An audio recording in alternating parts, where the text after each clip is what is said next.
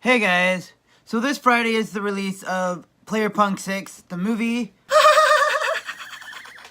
Did I actually just call it Player Punk 6, the movie? Wow, it's Ready Player One. Sorry guys.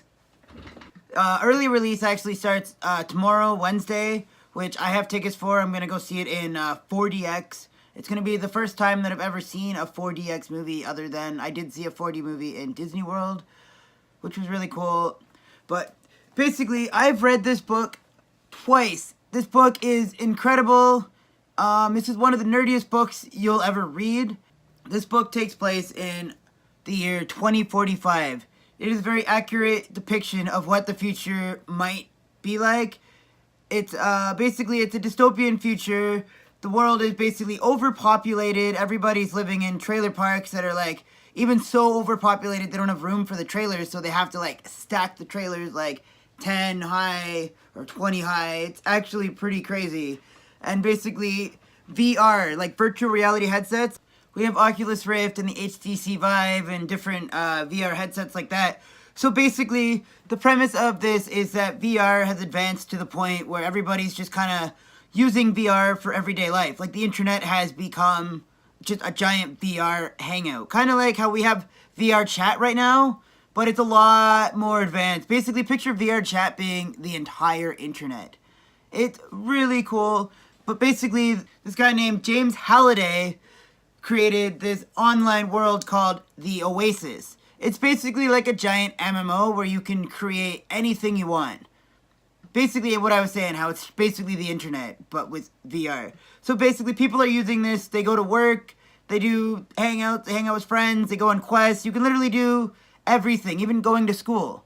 So basically, the guy who creates this, James Halliday, he ends up dying and leaving 3 keys hidden somewhere in this gigantic world. So basically what you have to do is you find 3 keys, and each key will unlock somewhere else another hidden door that you have to go to, and then you have to solve a bunch of puzzles. And if you manage to do all, if you're the first one to get all 3, then you basically get the deed to all of his money, and you basically become the ruler of the Oasis, and you can literally do whatever you want.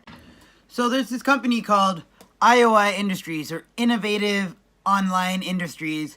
They create most of the VR headsets that are being used in this world. They're trying to win this contest so they can basically make money off of the Oasis. Because right now, the Oasis is free, except for traveling. To travel, you do have to spend money to travel from one planet to the next, because it's really, really far distances. But basically, the guys from IOI are trying to make it so you have to spend money to use the Oasis. And nobody wants that to happen. So obviously, everybody who's hunting for all these keys is, obviously they want the money and the control, but they also just want to be able to say, fuck you to IOI Industries, because nobody wants to fucking pay to use the internet. So I know there's actually a lot that they're going to have to change from the book to the movie, and I'm actually really disappointed about this. This book is literally just like a walking copyright. Every second, there's always going to be something new thrown at you. Like, it's all, basically the whole book is just a giant 80s reference. Like, video games, Ataris, arcade, music, movies, like, anything you can think of. It's the biggest, like, 80s throwback. It's so nerdy. But there's going to be so much that they're going to have to change in this book. I just don't know how it's going to work. There's also just so much that happens in this book.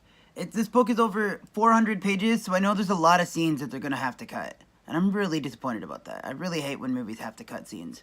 So when I first saw the first trailer for this movie, I was actually slightly disappointed. Because when I was reading it in my head, I had, a kind of a different vision of what I thought the movie was going to be like. And it turned out looking a little different. And the trailer actually showed nothing about what the book is actually about. Even the more newer trailers still don't show a whole lot about what it's about. And it still looks a little disappointing. But I know once I finally watch it, it's going to probably be completely different than what the trailer looks like. Because those trailers don't really show much at all. So I'm still really excited for this book. My expectations are lowered because I know I'm going to be really disappointed about this. But I'm definitely going to make a video after I see the movie, and we'll talk about the differences, and I'll let you know if it's actually a good movie. And yeah, my opinion's going to be a little biased because I have read the book. But I'll let you know, I'm really, really, really excited for this movie. I hope you guys are too. So after I post this video, I'm actually headed off to a huge arcade in Toronto called Tilt. I made a video about it before, you guys might have seen it. This place has a lot of the arcade games that are featured in the book, and I'm hoping that they're going to be featured in the movie too. They have this one called Battle Zone. It's a tank game. It's a very polygonal tank game. It's hard to control, but it's really fun. They also have Joust, which is you're on these ostriches and you're going around basically with jousting. So like you're trying to knock each other off the ostrich. And they have Tron, and they have a lot of cool arcade machines. Check out my video. I'll post another link to it right here. And yeah, so please subscribe to my channel, and I'll see you guys later.